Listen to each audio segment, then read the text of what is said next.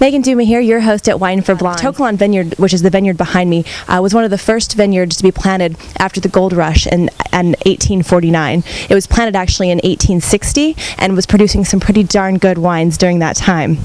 Now, like most vineyards, it suffered lack of management and it got sluggish during our Prohibition period.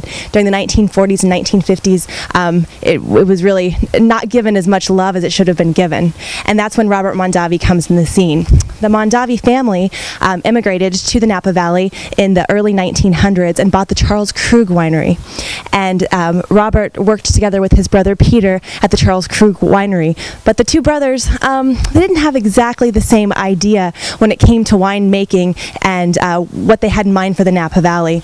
Robert Mondavi was a visionary. He was a go-getter. He was someone who was going to take over and pioneer wine in California and really take it to the next level. He had projects going here, projects going there, and it was not the same kind of style of his brother Peter. His brother Peter was a little more, let's play it by the book, let's focus on the business, etc., etc.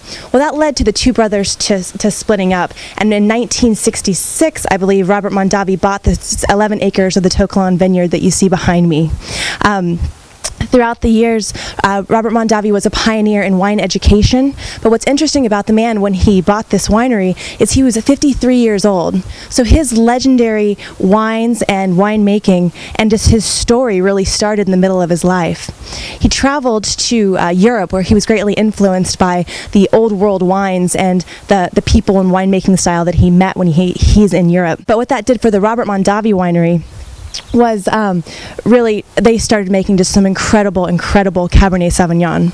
And we're going to taste some of that in just a minute. But that's kind of the man and the story behind this vineyard and this winery. So let's go see what the juice tastes like. I'm sitting here at the reserve tasting room in the Robert Mondavi Winery. It is gorgeous. It's very much a Spanish missionary style architecture throughout the winery. And as you can see behind me, a very warm and inviting fireplace. Now, when you guys come and visit the Robert Mondavi Winery, you can taste different verticals. They have different years of their Cabernet for you to try in this tasting room. It's really a nice, laid-back, fun place to be. So right now I'm tasting their 2006 Napa Cabernet Sauvignon. It is 95% Cab, and it is 5% Cab Franc.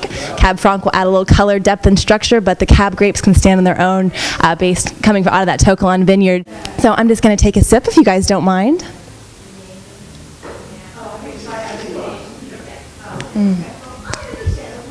That's amazing. This wine got a 96 in Wine Spectator, and for you guys that don't read Wine Spectator, that's a really freaking big deal in the wine world. But it's smooth, it's subtle, it's a big grape, and it's a great representation, I think, of this winery. It's a classic, and you guys have to come visit. If you guys want to know where we're headed next, please enter your email in the box to your right. Thanks.